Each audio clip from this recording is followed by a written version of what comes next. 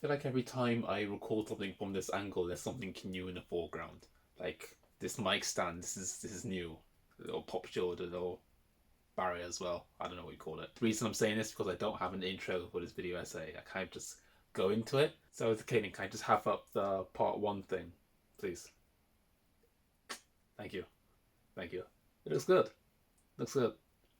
Promotional media. The way you find out about the newest and hottest products and services, and how the company behind it tries to make it appealing to a target demographic, so they get their dirty, stinky money. It's the reason why Diet Coke was for women, and Coca-Cola Zero was for men. It's the reason you see old people on the most reclinable chairs on daytime television. And it's the reason why we know that tall lady is 9'6".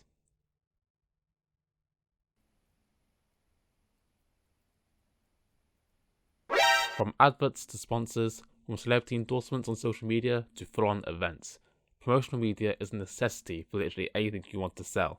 An important attribute to great and consistent promotion is knowing your brand. Jim Blythe defines branding as the process of developing a specific set of identifying marks, symbols, and perceptions to distinguish one product from competing products in the same market. Branding creates a narrative and an idea behind what the product/service represents, rather than what it actually is. The sellable item is the denotation, while the brand identity is the connotation. It's why we think Nintendo is for the kids. The little stupid babies who want Mario to save their princess because they can't comprehend an actual story with depth and character development. On its corporate website, Nintendo lists the 3 core values that they have as a business. Uniqueness, through redefining entertainment and offering their customers the typical Nintendo experience with unique and surprising products. We've done it, ladies and gentlemen, the first 3D stereoscopic games console. Flexibility, by delivering innovative ways to create fun experiences for everyone. It's so easy, anyone can do it. You just put your head into the console and sincerity. They aim to be humble and learn from their experiences in order to improve and evolve. It turns out our rushed, expensive, monochromatic, nausea-inducing and questionably portable games console was not the success we hoped for. But don't worry, we won't make another bad-selling console again. These values are the pillars of Nintendo's brand narrative when it comes to anything that has the name on it, such as game development, and trying to bring in all 3. Consistently creating original and memorable games that appeal to a wide demographic and bringing people together by turning these games into more social events. Super Smash Bros. Is no different in this regard.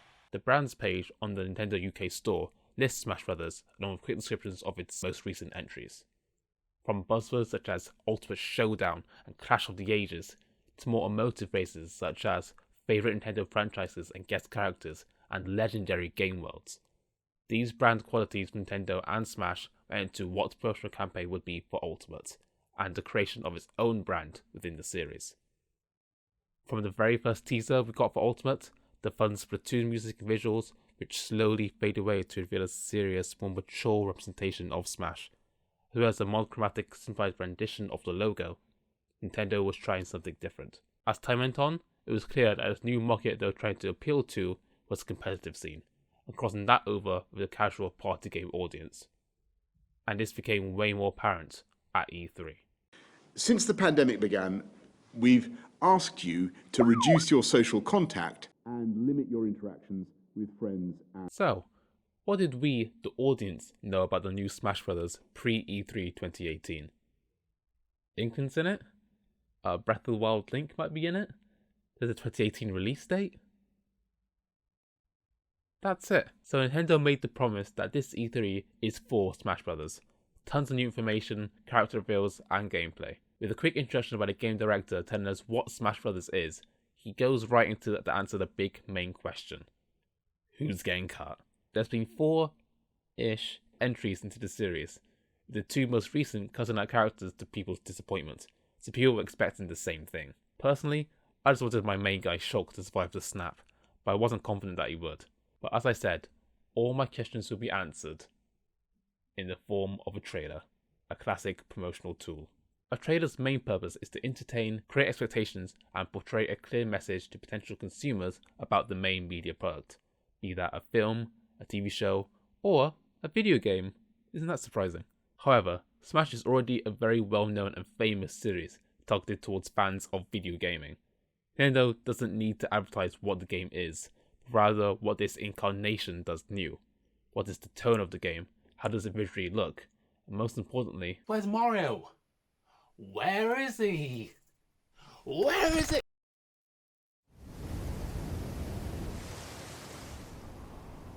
the trailer starts out by showing you classic Nintendo characters. Mario, Okay. Alright, okay. Woo. Donkey Kong, Link, Samus, Fox, and so on, before getting relatively more obscure, such as Marth. Then you get to the first third-party character, Sonic the Hedgehog. It's great he's back, but I feel like that was expected. The rival of Nintendo's mascot from the 90s is a pretty big part of Nintendo's history, so this is nothing too shocking. It then gets to Ice Climbers, a character that was cut from Smash 4. The trailer makes a bit of a statement about this, as it lingers on the lower half for revealing them properly. It's by this point the big reveal starts to show itself. We get a first look of Inkling, Pokemon Trainer is back from Brawl, Ryu from Capcom Street Fighter is also back. A bit of a shock, but a welcome surprise. Cloud is back, which is a huge surprise considering at this point Final Fantasy VII was still not on any Nintendo console, and it was already quite the pipe dream back in 2015 when it was first revealed for Smash 4. How the shit is this real? How is it real? It seemed like Sakurai and Nintendo have managed to build licenses and get the hardware to work to have so many characters returning. It's almost like they've gotten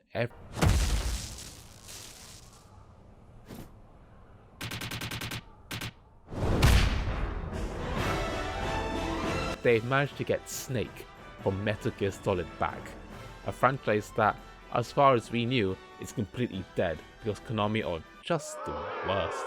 Paired this seemingly impossible feat with the text being typed out on screen revealing everyone is here. Then you have one of the biggest pieces of video at E3 and probably Nintendo's recent history. And the trailer isn't done. We see Pichu is back, who has been playable in the series since Melee in 2002. Roy, who was initially cut from Brawl and was just about in Smash 4, is back. Young Link? How would Young Link be different from Toon? Awesome, customizable Miis. I thought the Switch was trying to forget. Hey, Pac-Man! Video characters don't get much more iconic. You get the idea. This video is a great example of Nintendo displaying their brand values, as well as the brand values for Smash as the series. The famous names and guest characters that Smash is known for, and the literal title being Super Smash Bros. Ultimate, just speaks for itself. The fact that such a crossover of many different franchises can exist shows Nintendo's uniqueness and flexibility, and avoiding the controversy of omitting characters by bringing everyone back relates back to sincerity. The video is also a great trailer full stop. Not only does the video advertise and give the viewer information about the product through game conventions and imagery, which are the denotations, it also reveals to viewers why this installment is so exciting, the connotations. This is what Grange and Johnson were theorizing in their book, Promotional Screen Industries, as rather than promotional media being used to sell a product, it emits a series of triggers that are intended to encourage particular forms of audience behaviour. So yes, this promotional move was what really got the ball rolling to Nintendo's promotional campaign for Ultimate, creating a trailer to try and generate hype and excitement through the simple fact that there'll be no cut characters. Really, Caden? Is a trailer that shows off characters? Is there really that much hype surrounding it?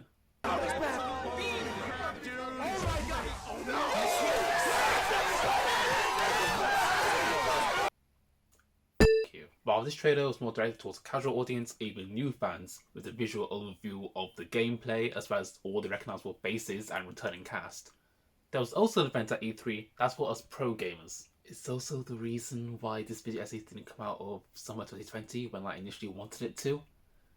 Turns out some of the players in the Smash Pro scene was a bit like the 1987 science fiction film starring Arnold Schwarzenegger.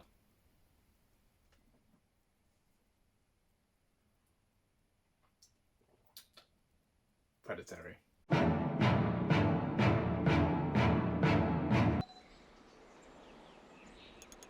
E3 2018 for Nintendo was all about Smash. We've seen what they're doing new, we got some big character reveals and playable demos for attendees. But what about us people back home? We want some action too. High stakes and edge of your seat entertainment. and Nintendo delivered that with their Super Smash Bros. Invitational 2018. 8 professional players of previous Smash games contacted by Nintendo to take part in this double elimination tournament. Meaning if you lose once, you have another chance to progress to grand finals, but if you lose twice,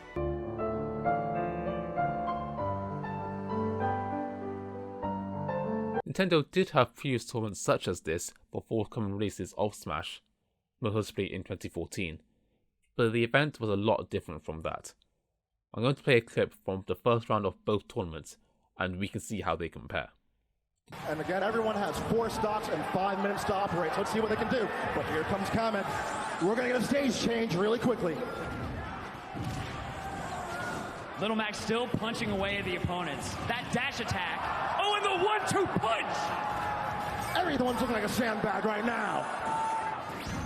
You see on this stage, we've got lots of action. That iceberg just. Well, we've got a Smash Ball on the field. Who's going to final Smash first? As you all know, the more you hit the Smash Ball, like, oh my God, so much going. Oh, Little Mac! And you see Plup with Ridley, as you said, Zero with Mario, Armada with Samus, and early on already, Samus taking the brunt of the damage here.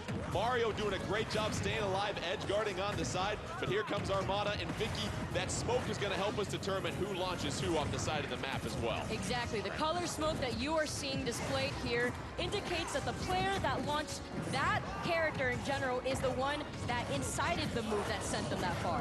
Yes. 81% damage for Armada, as Armada trying to avoid some more attacks. Meanwhile, Zero with Mario. Ridley gets sending to the side of the screen here, Bish, and Armada following up once again. 2014 event's rule set for this round was a free-for-all 4-player match with a transforming stage and a lot of items, assist trophies and smash balls dropping in.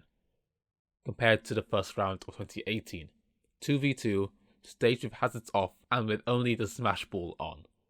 Even the commentary has different energy. The former event has more performative and excitable commentary, while the latter is much more subdued and informative about the stage, the characters and what's happening on screen. This tournament is a form of promotion for the competitive side of Smash that has been a growing outlet over the past 4 to 5 years, with major coverage over multiple iconic esports events. The debate over are esports actually sports has been a big one, but with its growing popularity, it's a hard debate to ignore. Holman and Gill talk about one of these arguments, which states that esports does not abide to rules that denote a traditional sport, such as involved physical activity and general acceptance by the media or sport agencies. But they make the counterpoint about physical activity being a broad term that has several definitions, and that playing a computer game technically counts as physical activity. Yeah, now I feel, man, I had this awful cramp in my hand during a Calabasas Sonic set. I almost lost the stock because of it. I guess you and I are also different after all. And in terms of general acceptance, in the last few years have made the jump to be incorporated by mainstream sport and media channels, such as the E-Premier League, a competitive field tournament launched by the Premier League and video game publisher EA, and Jinx TV, a dedicated TV channel for esports with Sky and ITV as shareholders.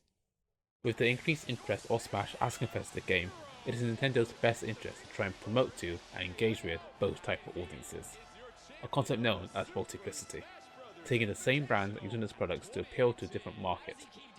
What started out as a fun party game filled with Nintendo characters so kids can hang out together, has now turned into this grand, spectator-driven piece of media with the excitement and vicarious achievement you get with regular sporting events. Truly fulfilling that ultimate showdown and clash for the ages. Oh, damn! Seems like Nintendo really knows what they're doing with this installment of Smash. They're bringing the excitement from all angles to the casual audience and the pro audience. And it's coming out this year, at the end of this year. Like, it's gonna fly by. With all the directs and stuff, it's going to fly by.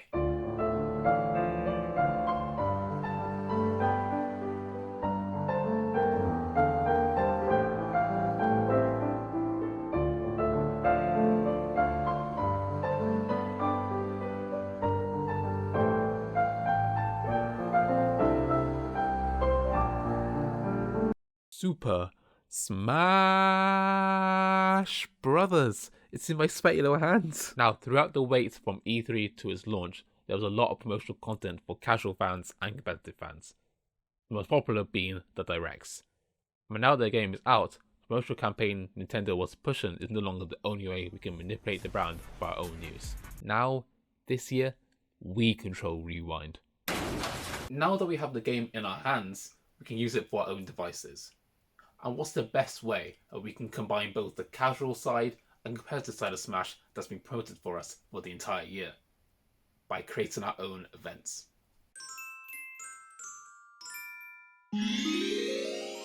It was almost the end of my second year at university, and I was almost done with my last assignment, which included the more academic version of this video essay.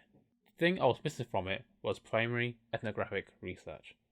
I was wondering how I could possibly do that, at least in a way that was comfortable for me and didn't come across. Just a few words, sir. I cannot talk. Please, just a few words. Talk right now. Please leave. I don't know who you are. This board assignment.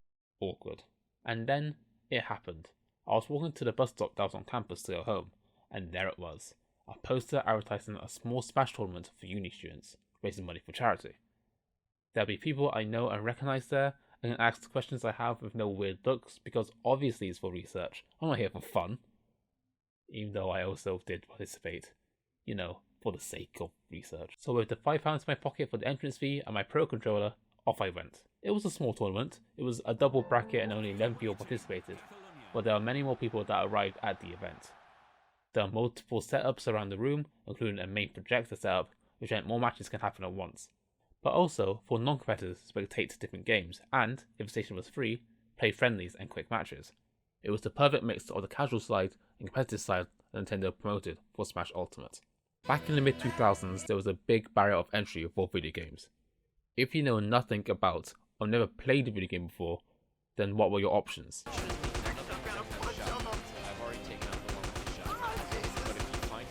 I picked up Metal Gear Solid 3 a few months ago, and it took me over 2 hours to do the prologue mission, because it turns out the PS2 has analog face buttons. But Nintendo wanted to try and appeal to non-gamers, and with devices such as the Wii with its intuitive hardware and software design, replicating TV remotes and TV channels, motion controls, and casual and straightforward titles like Wii Sports and Cookin' Mama, the console was a huge success for bridging the gap between different generations of gamers and non-gamers. It is Nintendo's highest-selling console and fourth highest-selling console to date. This philosophy, I believe, was invented with how Ultimate was promoted and works mechanically. Why do you think in a 1v1 match the score comes up on screen? I don't think it was purely for the player's benefit, but rather the spectators. I talked to one of the people in charge of running the event about how they viewed the spectatorship of Smash Ultimate, and what it means for the promotional campaign to appeal to a casual and audience-heavy community. I think that's what makes Ultimate different from the other games. Nintendo has put more emphasis on how the game looks into the gameplay rather than essentially the UI. It's more straightforward to understand the rules and what's happening on screen, even if you've never played or seen the game. You can easily establish a strong attack from a weak one, what is a finishing blow for a player, and most importantly, who's doing well in the game. Instead of just appealing to new and existing fans, Ultimate is trying to appeal to spectators in a way football attracts people to its matches. It's fun and exciting to watch, and therefore easy to enjoy. Since then, I've been to a couple of bigger Smash tourneys, most notably the Southwest Annual Takeover in 2019. Even though I didn't get far in the tournament, it was such a fun day. I met some really cool people and we were all rooting for each other. And even when we were all knocked out, we had a 4-player free-for-all where we could only use heroes down B. It was as hectic as you can imagine. Seeing so many people bonding and taking part in this community was amazing to see. It was exactly what Nintendo wanted, and the fans took it upon themselves to make it a reality. Okay, I guess it wasn't what they wanted. I guess I'm the idiot. Nintendo knew that this entry into the Smash series could not just be another entry. The Smash series has grown so much since 2014 that players wanted and expected more. Mo theorized that the flow of popular culture has shifted from a consumer base to a participatory base and user-generated landscape. Nowadays, a media product can only be successful if it converses with its target audience, and therefore the target audience contributes back to the product by making its own stuff. So having a promotional campaign that evokes excitement from the casual audience, as well as brings in this new competitive audience, was the only way to do things. And Nintendo did a stellar job at that. Ultimate has its own brand identity within this series because of the different paratexts surrounding it, and it directly follows Synec's golden circle of philosophy. Nintendo knew what they were promoting, They knew how to promote it. I'm swearing at you, so I'm gonna try that again. Nintendo knew what they were promoting, how they're promoting it, such as videos and events they created, and why were they promoting it? Other than profit, because obviously it's for profit, that's really the end goal. Well, I think Ian Danskin really had the right reaction that Nintendo were hoping for. I found myself watching games by the other players I'd seen in the Falcon matches and picking up all the terminology from the commentators. And before I knew what was happening, I was ranting to anyone who would listen about the time Axe four-stocked Silent Wolf on FOD in under a minute with a mid-tier character by identically executing the same absolutely amazing offstage edgeguard, and shit. I am a sports fan. How did this happen? I feel like if COVID didn't happen, Smash would have only got bigger and better. We've got almost a dozen new characters coming out. Nintendo are hosting their own tournaments sometimes and have a little tournament thing within the game as well, so you can do your own at home. It just makes you think, what else could they do? I'm